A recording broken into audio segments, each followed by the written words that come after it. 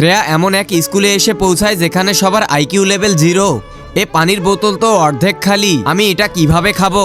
আরে তুমি সেই গল্পটা শুনেছো যেখানে কাক পাথর ফেলে পানি উপরে তোলে? হ্যাঁ শুনেছি। তাহলে তুমি চেষ্টা করছো না কেন? আরে এটা তো সত্যি সত্যি চেষ্টা করতেও শুরু করলো। এটা তো সত্যি উপরে উঠতেছে ইয়ার। আরে কিন্তু তুমি তো এটা এমন করে খুলেও খেতে পারো। হ্যাঁ, কথা তো একদমই ঠিক বলছো, আমি তো এটা খুলেই খেয়ে নেই। ইয়ার কি বোকারে এটা! ইয়ার দোকানদার এমন বাজে চপ্পল দিয়েছে, আমি তো ঠিকমতো হাঁটতেই পারছি না। আরে ইয়ার তুমি পা উল্টো করে নাও। কিভাবে? আরে অদ্ভুত লাগছে না? লাগছে তো।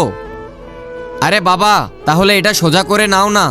আরে তুমি তো আমার পুরো প্রবলেমটাই সলভ করে দিলে, তোমার কত বুদ্ধি। আরে ইয়ার বোর্ডটা তো পুরো ভরে গেছে, এখন এটা সরাতে হবে।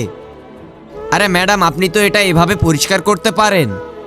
আরে বাহ বেটা, তুমি তো দারুণ করেছো, আমার পুরো সমস্যাটা মিটিয়ে দিলে। এরপর এমন কিছু হয়েছিল সেটা আপনারা দেখলে হাসতে হাসতে গড়াগড়ি খাবেন। তার আগে তুমি যদি তোমার মাকে ভালোবেসে থাকো তাহলে চ্যানেলটিকে লাইক সাবস্ক্রাইব করে কমেন্টে আই লাভ ইউ মা লিখে যাও। আর যদি না করো তাহলে বুঝবো তুমি তোমার মাকে একটুও ভালোবাসো না। আরে এই মেয়ের তো অনেক বুদ্ধি। ইয়ার আজ আমার মা টিফিন বক্সে পাসওয়ার্ড লাগিয়ে দিয়েছে। আরে বেটা, আজ তো লাঞ্চ খেতেই পারবো না। কিন্তু ম্যাম, এটা তো এমন করেও খুলে খাওয়া যায়। আরে এটা পাসওয়ার্ড কিভাবে জানলো?